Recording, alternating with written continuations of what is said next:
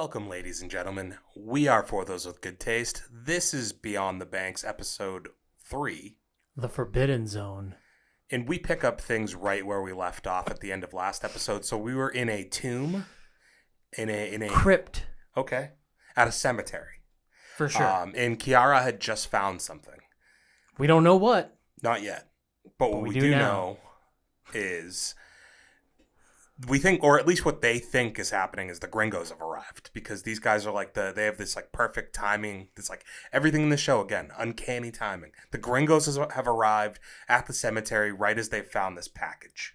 I'm glad you said it that way, because I was going to say they did discover a package. It was a package. But it was not the gringos. It was just actually a cemetery keeper or a crypt keeper. Yeah, they work in pairs. Go figure. They were both like... freaking kids are weird nowadays. Would you imagine that's a ghost situation, or is it just like because there's a lot of work to do? I would imagine it's a really big cemetery. Yep. So in the process, though, really funny, they're running away. They jump this really pointy fence that you would expect like a cemetery to have, or a pointy gate, rather. And Pope gets stuck by the Willie. Man, really awkward way to get your shorts stuck on a fence.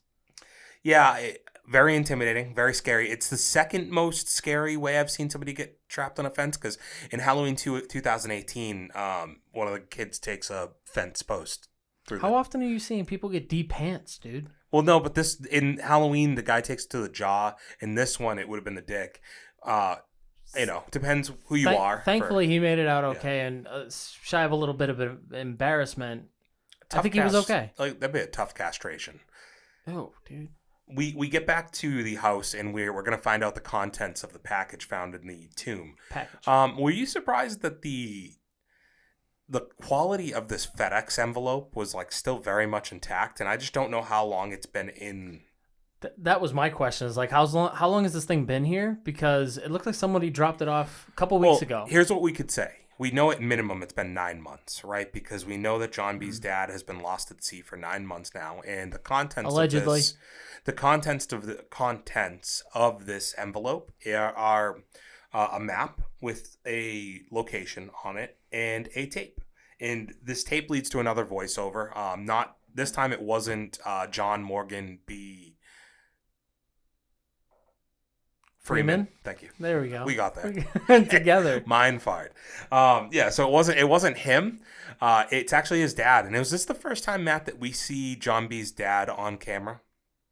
I think so. Or did we see his dad? There's another voiceover. No, we saw him in the water. Okay, but we didn't really see him, right? You don't really get to see him. Yeah, you don't get to make him out.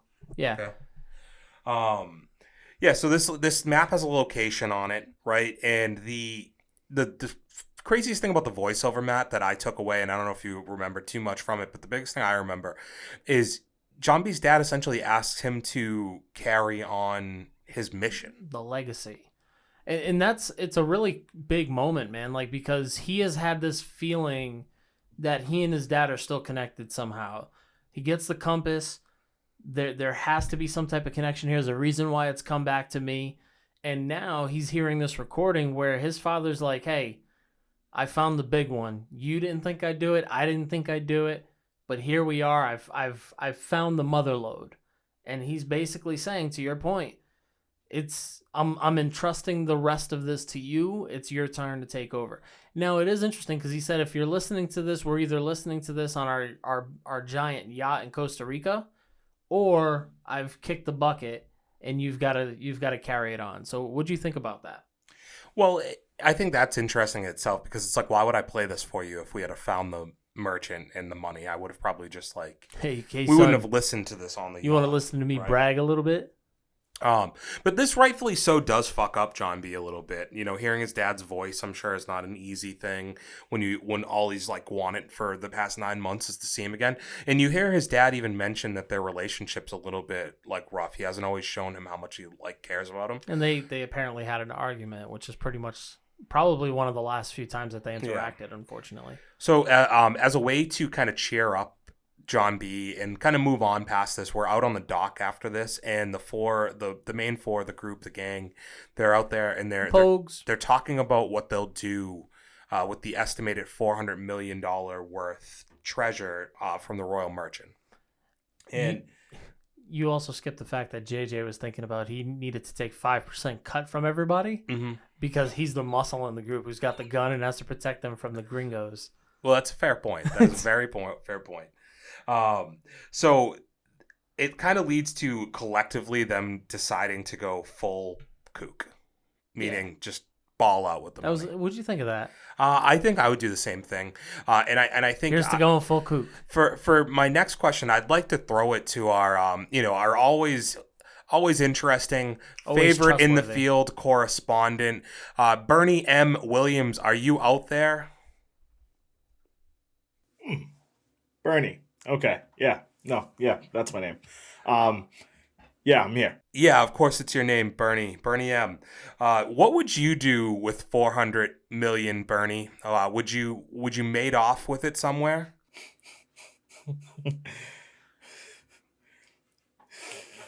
I've actually got a follow up there, Bernie. Would you maybe want to hit the Sanders of Costa Rica? I definitely want to go somewhere lavish, to say the least, but I think it'd be more of a vacation home, somewhere to go in the cold winters. I'm also a big car guy, probably going to spend it on that. It's been a whole lot of boats around here lately, and it's not really my vibe. Can't swim, you know? Could I ask, Bernie, when you have these cars and these nice houses, would you probably mac on some ladies? I mean, comes with the territory, doesn't it? Fair enough.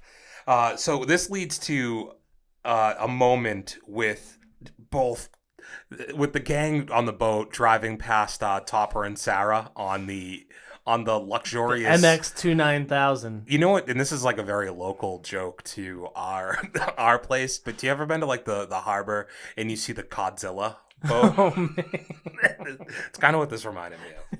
Your references are insane. Right yeah. So while on they somehow, I don't know, like they don't show us how this transition happens, but we drive past Topper and Sarah on the boat, and somehow next we're on a beach. So I don't know if they just drove the boat up onto the beach or if they live, like their dock is near the beach. Well, honestly, man, they live on an island, so technically everything's a beach, isn't it? That's a fair point. Life's a beach. But is it? And now another turn of events that happens in this episode, and I think we might have to go to our correspondent Bernie for this. Bernie, I heard in this episode they referred to Topper and Rafe's friend as Kels, not as Kelsey. Could you just confirm this for me? Yeah, so I mean, I recently interviewed him as, one of 3 black people on the island. I wanted to gain some perspective from him. First off, yes, he does like to go by Kels. He feels like Kelsey is a little feminine. It's something he's been called since he was young, apparently. Don't really know what to think of the guy. Well, if he's got a name like that, he's probably going to stick his key in an ignition somewhere. So this leads to a weird part where they get drunk and they like hold hands on the beach and they pray to the beach gods. I mean, you are skipping over the fact that these church kids were getting hammered on the beach. Well, no, I said they got drunk. Yeah, okay. including no, Wheezy. But hammered, dude. Wheezy was yakking, bro. Well, later, yeah, but in this moment you couldn't really tell. Although they had the giggles off to the side. Yeah. I didn't really understand what they were doing, and it was a weird, like, not explained thing why they were on this, like, at this Christian youth camp on the beach. I don't know, dude. Joel Osteen's got camps everywhere, man. Oh, down there especially. For sure, dude. Especially. So while this is going on, the gang goes to a golf course. And they go to the golf course because the kooks have internet, and the golf course is where the internet is at. JJ, of course, has his burner because what else would you need? JJ's also got a badge, which is how they get in there, which is pretty crazy. Like, this is the guy that they're employing. Well, wow. He knew one of the cooks, with chefs. He knew everybody in there, dude. He worked there. Yeah. Oh, he's stealing shrimp. Yep. Do you remember what they searched, like the website they were on the? Oh, it was just Earth. Earth. Yeah. Earth. Yeah. Just the website. Not Earth. Google. Yeah. Not Earth. Nothing. Bernie, is that a local browser down there? Earth? Is that their Google? It's like Jeeves. I mean, myself, I don't really have internet access, on the Poke side of the island. We have no electricity over here, so I'm not really sure how they're choosing to browse, but I assume that's what they're using, yeah. Speaking of that, Bernie, did you feel as though the segregation between the Pogue and the Kooks was even more so in this episode? Yeah, definitely. I mean, there's kind of a underlying like gang vibe almost. It brings you back. But tensions are definitely high. The streets are in disarray. And if we're just going to keep carrying burners around everywhere, I just can only imagine where it's going to go from here. But what this leads us to is the location of the Royal Merchant. And what they're going to need in order to get to the Royal Merchant is a way to get 900 feet under the ocean. I thought you were going to go with leagues. I wasn't sure if it was yards or leagues. No, it's but 100% feet. They went feet. So 900 feet under the ocean. Which JJ and John B are both like, no, that's doable, man. We can definitely do that. How? Yeah. I have a question. Yeah. Oh, well, guess what, Len? Oh, so conveniently, we have a water drone that, guess what, can go exactly 1,000 feet. And guess where it is? It's like 980. Give or take. Convenient. A couple bucks.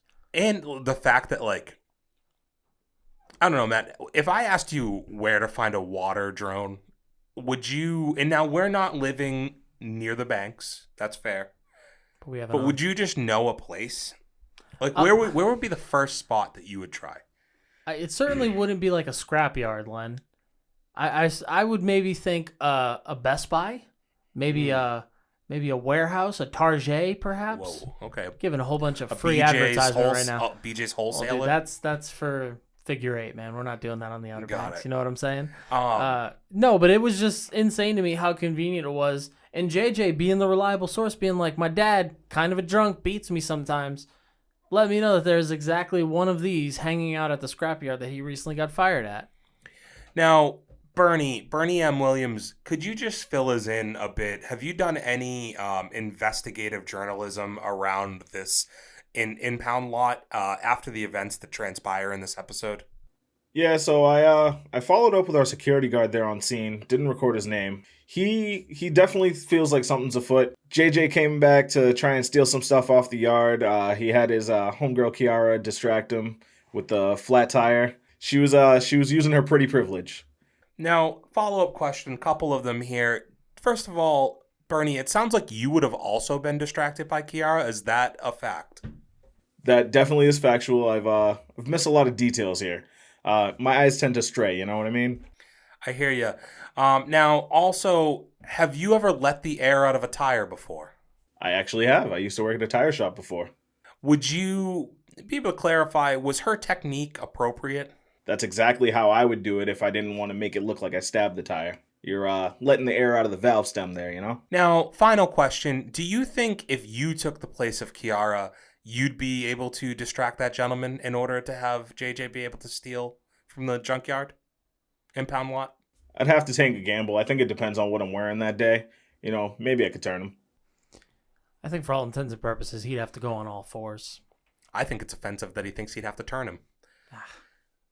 So they somehow get out of there with the drone. JJ leverages his dad again and makes up a story to the owner of the impound lot and says, like, hey, dude, just an FYI, like, my dad told me that there was a blowtorch here, not a blow pop. And I was going to steal it because I didn't want to get beat again. Pulled on his heartstrings. Man, you want to talk about winning an Academy Award? JJ deserved one here.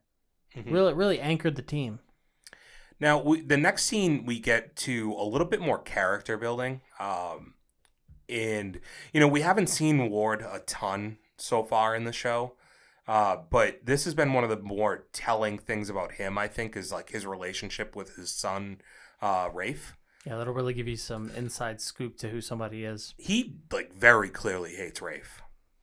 He said that a Pogue was more useful and reliable than he was, and he just fired that guy. And he told him that he was going to live in the cut soon. Dude, imagine that. Sarah fills us into why this is. Apparently, prior to the storms, prior to the summer or whatever it is, Ward had given money to Rafe to go buy a generator.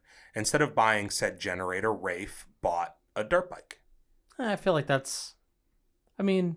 Both are useful. You're giving candy to a diabetic, dude. What's wrong with you? I mean, like, you know what takes a lot less gas than a car? A dirt bike. And A it's dirt like, bike, so certainly. when resources are finite, like maybe say we went to war with like another country or, you know, or superpower. Or the Pogues for sure. Yeah. You know, Like the we would troops have against the Pogues. to limit the amount of gas we consume, and like having a dirt bike probably is helpful there. And I can go to and from small spaces to get supplies. So Rafe decides at this point that he's got to prove his father wrong about how reliable and useful and intelligent he is. Yeah. So he does what anybody would do. They take their dirt bike. They now leverage that for coke from their drug dealer to sell. Yeah, and I want to throw it over to Bernie M. Hey, Bernie, what were your first impressions of Barry, who's running the drug trailer out there? We sent you to do some correspondence down there. What'd you think? First and foremost, the first thing that comes to mind is the smell. A real meth lab vibe, you know what I mean? You know, they play the tough guy role a little differently here, but scary guy, to say the least. Now, Bernie, I guess that leads to the question, because I've never been in a meth lab to know what they smell like. Have you been in one prior? Through my investigative works, I've been in quite a few. Investigative work, huh? Now, Bernie M., we did ask you to procure a sample of the substance to give us a taste test. Could you describe, maybe just in a few short words, how that worked out for you? Let's just say we no longer have that sample. What did it taste like? It kind of had a fruity taste to it, like bananas. Ain't that something? So now we're back with the gang, and they're in the Scooby van, and they're... Oh, actually, we did this backwards, I'm now realizing, Matt. So apparently they steal the drone after Rafe does this. My mistake. It's people. happening in the same time frame, Yeah, dude. you said this gotta last time. stop doing that. Yeah, I mean, I guess I just wanted to correct myself. Yeah, man. There's a couple things we did miss out on there, though, in my notes that I'd me a like to quick just bring recap. up, though. So first of all, it's not just that Kiara distracts him. I forgot about this back part. JJ had the wrong locker combination, and there was also a dog there. That was terrifying. Bro, he not only had the wrong combination, he was super confident and only tried it once. Like, didn't even give it a second time. He was like, nope, I've got the wrong number. I'm done here. But he's great at distracting the dog, and he kind of took one for the team. And you have to sometime. Yeah, and man. John B. We've all been there. John B. ratchets up his like crime. Which, totally a JJ move. What, breaking the lock? Yeah, didn't just smash it with the pipe. Yeah. Why didn't they think to? I guess the dog arrives very quickly after they don't know the lock combination. Yeah, right? and I'm gonna be honest with you, dude. That dog was a racist. It seemed that way, but most dogs are racist, Matt, in my experience. We quickly see on the boat, on a fishing boat, that they have a dead body, at least one. There's a hand that they've shown us. A pinky ring as well. Before we arrive at a party at the Kook's house, and Topper again on the roof, contemplating suicide, but not yet willing This guy to do had it. roofs. He's joined by Sarah again, who's like, Topper, please don't do it. And Topper's like, well, if I'm going to do it, you're doing it with me. And he grabs onto her, Matt, and he just jumps off this fucking roof. Dude. Sarah's gone. Episode's over. Dead. Like, she's no longer on the show. Cut to a funeral scene next time. What did you think about this, man? Because I kind of saw this because he was like pointing at her body like, coolest girl on the Outer Banks, man. I was just like, this just isn't appropriate, dude. You're simping out again. Well, see, and that's the question I was going to have for you, Matt, and we're definitely going to have to hear Bernie's thoughts on it. That's okay. I got another one. So Bernie's going to have to let us know how he feels about this as well, because I don't know. You said he was a simp. I think coolest girl in the banks. I think Topper probably gained some cool points for jumping off of a roof, like a 2-story roof. No, Bernie, how do you feel? First and foremost, still a little salty that I didn't get invited to the party. But I think it's a real D-bag move. You know, he got the nice pencil dive and she got the back flop. Bernie, rhetorical question. How old are you? So do you think he is a simp or cool after this? Definitely a simp vibe. All right.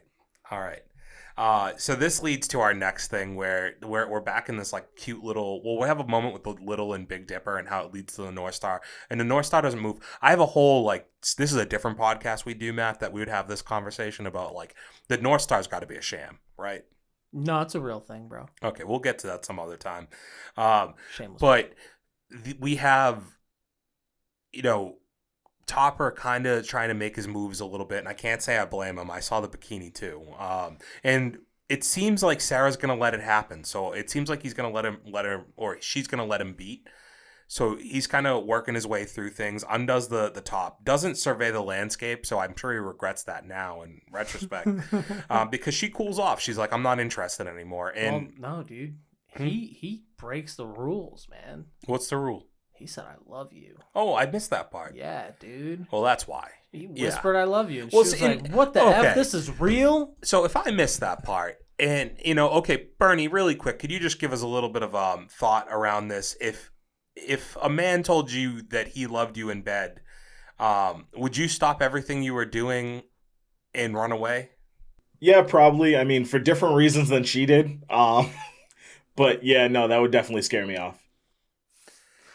We'll follow up on this another day, Bernie, but we want to know why you're in those scenarios anyway. But continue, Len. Well, I'm shocked that I missed the "I love you" part, and like I'm shocked that he was confused after that. Like, there's just a time and place for "I love you" in the bedroom is not one. Dude, it's before you take off the top, certainly not after. So, Topper leaves the room angrily, rightfully so, because blue balls suck. Like, especially as a teenager, blue balls are a tough go. And honestly, man, it wasn't a good remedy because he went from blue balls to Coke lines. Yes, to white balls. Yep. So he goes out there.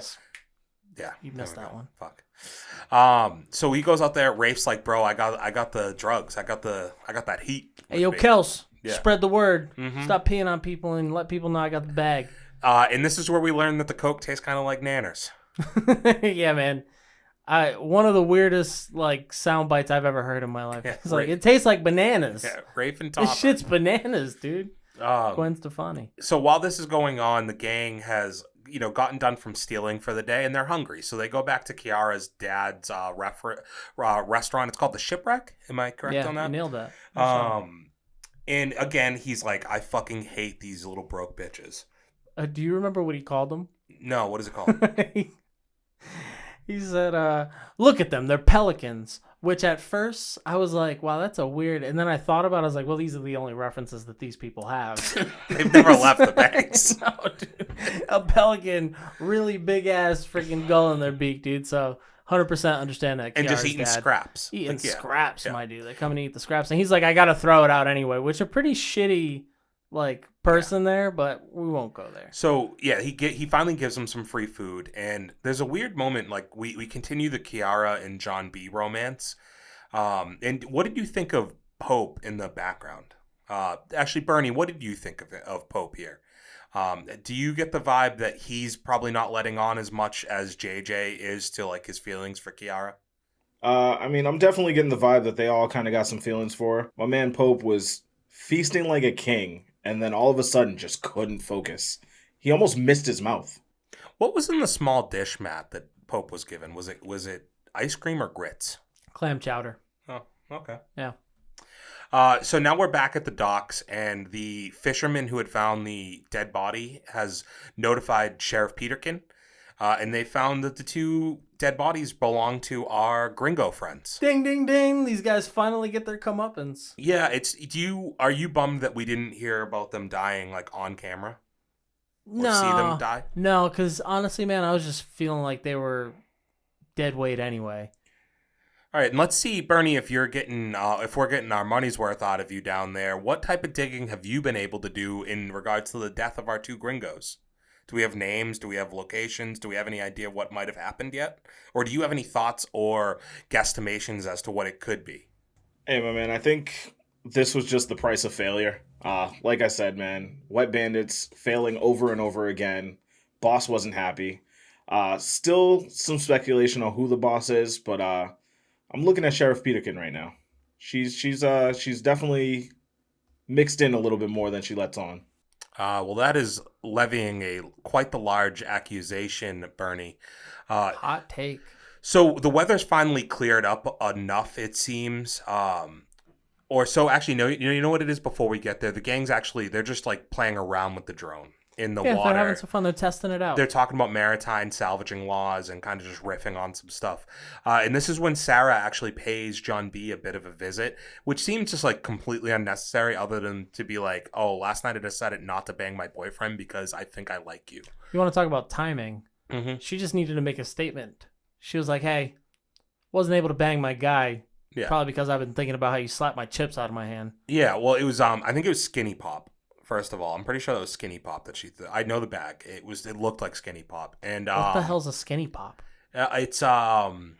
it's like smart food mixed with like pirate's booty, but healthier. I think. That's not the only booty getting had in this game. And she's also not a liar, Matt. You skipped that. Like she's very clear right. about not being a liar. So I kept your secret, John B. JJ and Pope are off on their own for a little bit here, and I believe they're working for Pope's dad. They're making deliveries. Yeah, they're doing a delivery to the golf course for Pope's dad, for probably a party or something. But while there, they run into, or Pope at least, runs into Topper and Rafe, who are playing golf. This is a pretty brutal scene. Yeah, man, because we get to see again why Topper's such a simp. First line, bro. He's literally like, hey, man, first line that I did, the only question I had was, do we have enough? That's every terrible guy at any party, bro. We didn't see how big the line is, but dude, if I know Top, you think he's topping off? Yeah, he would have taken the top off that bitch. Ain't no stopping. I saw him do it at least once in this episode. So yeah, they corner Pope and they beat him down with a golf club, Matt. Well, you say they. This was all Rafe, man. Yeah, Rafe's unhinged. This is we're 3 episodes in, and we're already 100% seeing that. All right, cocaine just makes people unhinged, right? But, this guy is living on a different planet. Well, being on cocaine, being rich, and not having a job will definitely do that for you. Yeah, he's every bad stereotype about rich kids. Would we consider he's probably a fuckboy, right? Yeah, that's the definition of it. On both sides of the equator. So in response to this, I think this is a big moment for Pope in the episode, or in the show so far. It's the nerdy kid who's been bullied just one too many times. So he can't get back at them physically, but what he can do is sink their rich ass Godzilla. Oh man, it's such a powerful moment because it's the scene where he turns and he's like, "I've been playing it safe up until this point, just so I don't get in trouble." Fuck that, man. We're doing some big shit right now. Hey, Bernie, would you just let us know, boots on the ground, are they suspicious as to who this could have been that sunk the boat? Do we have an estimated loss of how much this boat could have been worth? Are you hearing any of these things? As far as the boat, man, I mean, when they first brought it around, I've been told it's worth about 6 figures. The problem with having money, man, is you have too many toys. Nobody even noticed it's missing yet. Holy shit. Wow. Holy shit, I did not even realize that. I just would have assumed the cops would have known. We can probably scrap some of that, right? Yeah, we probably... Bernie, can you swim? Unfortunately, I mean, I feel like I could figure it out, man. Never done it before, but at the moment, I have to say no. Bernie, we're going to need you to cut into some of those funds that we're giving you and sample some of those off to maybe some swimming lessons and or scuba gear. Maybe you can go to Cameron or Ward Cameron's... yacht and maybe borrow a tube or two. Question in terms of the funds. I don't know where you're sending them. I'm not getting them. Well, you could always just sell your tent. I mean, again, I don't think $10 gets me very far with swimming lessons. All right, and so we wrap things up with them finally getting a chance to use the drone, the underwater drone. The weather has finally cleared up enough here on the banks for them to take the drone down 900 leagues under the sea and check out the merchant, hopefully. So, and this is where the tempo just starts picking up, man. I forget how high my anxiety levels get when watching the show. There's so much happening when all of this really goes down. There's so much and so little. I think they just do a good job with the pacing. You have saying I'm overreacting. Yes, you always do. You're a very dramatic person. So you end up with Kiara. She's notating every 100 leagues under the sea they go. Yeah. And she's dropping it, dude. Yeah. She's slowly letting the twine down into the water. You have JJ, who is driving the boat, doing a hell of a job. Bro, he's riding dirty. Yeah, man. Very underratedly good there. One hand in it. You have Pope monitoring the monitor, and you have John B being manic as always. Just he was monitoring everybody else, the sonar thing. Yeah, it was just really obnoxious and stressing everybody out. You are right though, because that is helpful for JJ, letting him know I don't. He was telling him how to navigate. Yeah, 20 seconds. Well, 10 seconds. It was 10 and 20. He was doing a couple. I just don't even know how you could tell somebody 10 seconds in a direction. Because to turn your clock, if you're thinking seconds, rather than saying 10 o'clock, 12 o'clock, you're doing it based on where the second hand would be. So if it's 10 seconds, it's this way. If it's 20 seconds, that way. Or the other way. All right, sure. I'm going to just assume dude. you're telling the truth here. Maritime shit, bro. So Get Pope, educated. Pope is monitoring the monitor, and he is afraid of everything as usual. So he gets scared of like a squid on the screen. Yeah, it's very funny. And John B's like, "Yo, what'd you see?" And then he immediately quotes The Hobbit, Matt, like right after this. It was very odd. He just immediately quotes The Hobbit. But like everything else in this show, the timing is a bitch, and the weather has started to turn on them. The current's getting a lot more strong, a lot more abrupt. It's taken them in different directions. They have to keep communicating to JJ to keep the boat in place.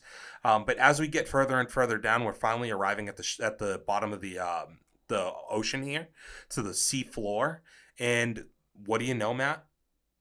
It looks like we found a boat. Looks like we found a royal merchant 3 episodes in. Wouldn't you know? Really soon, huh? Yeah, isn't that a crazy one? Well, again, it just kind of paints the picture that this show really is about getting to the point. But as soon as we see the royal merchant, it immediately gets me thinking, this is very soon, which means that there's going to be a huge twist to this, because they were talking about how difficult a journey it would be to get to a lawyer, get around all the bullshit that they're going to have to go through, because they can't just go to the bottom of the ocean and take shit that they want. Them landing it so early in the show means we've got a long time, and shit's going to hit the fan quickly. This is quite reminiscent of the Paul Walker classic Into the Blue, Matt. Jessica Alba. Yes. Seen yes. that one. But before we get out of here, Matt, I'll have you kick it over to Bernie M real quick with a couple closing thoughts, if you could. Well, Bernie, as always, we're going to finish it off with calling you out on your predictions, whether you're right or wrong. And I need to know how you're feeling after this episode. When we think about some of your predictions, you had some thoughts on Sheriff Peterkin. You voiced those going into today that you still think she's involved with the gringo somehow.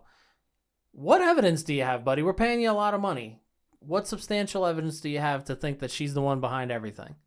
At this point, I don't have any hard evidence. It's all speculation. I mean, I just feel like she knows way too much about what's going on.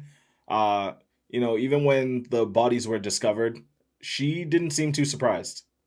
Listen, I just really, before we ask you another question, people who listen to this channel will know this, but like somehow, Matt, we employ investigative journalists and stat people who do no research, that who have do no, none of like the they just actual like work. he's just blindly accusing a sheriff, and it's like, well, why? And he's like, well, I just got a gut feeling. I haven't done any actual research yet. It's like, we got you boots on the ground down there, dude. We paid for a ticket. We've provided you a tent to sleep and in. we got you rain boots to account for the fact that you're going to be stuck in bad weather all the time. Yeah, dude. Oh my god. It's very frustrating. All right, keep it going, Sounds like hearsay, and honestly, while it may seem valid, I've got no concrete evidence to actually believe you. So I'm going to move on to some relationship predictions that you made going into this last episode, where you said Kiara and John B might have a little bit more going on under the surface. I need to know what you were talking about, because we got a little bit more evidence of that today. So far, we definitely have evidence on that one. Like I said, I mean, I didn't think she was pulling back as hard when she said the no pogue on pogue macking thing, and he spent half of this episode apologizing to her, and finally she was just like, I never said I didn't like it. They even had a semi-intimate scene where they were dancing in front of the rest of the crew. Follow-up question on that one, Bernie. How would you feel if a guy just came up behind you and started rubbing up and dancing on you? Do you feel like, you don't want to be rude, so you'd have to kind of just go with the flow, or do you think you'd kind of get into it depending on what song it is? Imagine Enrique Iglesias, just for the sake of it. I guess my question would be, did I look back or no? Am I assuming it's a guy? Am I assuming it's a woman? Could I just are you asking if you looked back at it?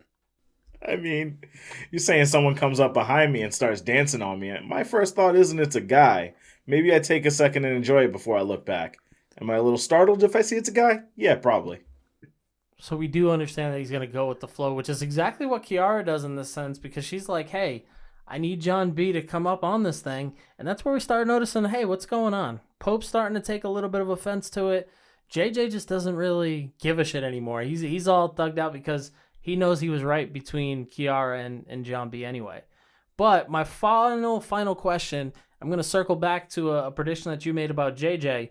Kind of the MVP of this episode. made a lot of big moves for the team, was able to make a lot happen. Holding down Pope, too, is an important thing, because Pope requests him to not tell anybody about sinking the boat, and you have to believe he's going to hold true to this. Supports Pope, gets the drone, gets them off scot-free, and he's also the main muscle on it. How are you feeling now? So I know early on I said he gave me some real D-bag vibes, didn't really trust him much. This episode, it definitely switched up a lot, man. He seems like someone you can trust. You keep that thing on him, keep us all safe.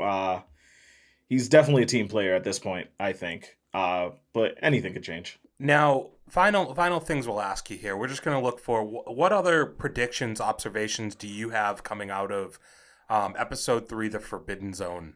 At this point, the only conclusions I've made so far is I'm still wary of Sheriff Peterkin, and I think we're still going to see a little bit more of a budding romance between Kiara and John B here. Not feeling Sarah, huh? Honestly, I don't know where we stand on that yet. They're both really awkward around each other, and there's definitely some sexual tension, but there hasn't been much conversation to lead into anything yet. So I think she might be feeling him. I don't necessarily know how how he feels about her. Well, thank you as always, Bernie M. It's been a pleasure having you on this week. Keep an ear to the ground for us. Maybe come back with a little bit more research next week before we levy heavy accusations. Wouldn't want to see you ending up in kook jail while you're down there. Yeah, it'd be really difficult to find a replacement on short notice, so keep your head up and your boots down, because we're going to need a little bit more info from you next time. But Lenny, before we wrap up, man, how you feeling about this going into the 4th episode? I think we're at the point now with the way the show ended here where we've come across the Royal Merchant, as we've already noticed, and I'm sure Bernie has seen this through like his first watch through. Things progress very fast in this show. There's only a limited amount of episodes in season 1, and we're going to burn through a lot of stuff quickly. Things are just starting to pick up really intensely now. The beginning of the past couple episodes have been a lot of dialogue, and then you end off on these cliffhanger kind of points. I think we're going to start really progressing the story, and the insanity is going to unfold. I'm really looking forward to it. Yeah, the pace keeps on picking up, and I love just the expansion that we're getting of the Outer Banks. We're getting a little bit more introductions of different characters. Barry's introduction as the drug dealer on the island, pretty sweet.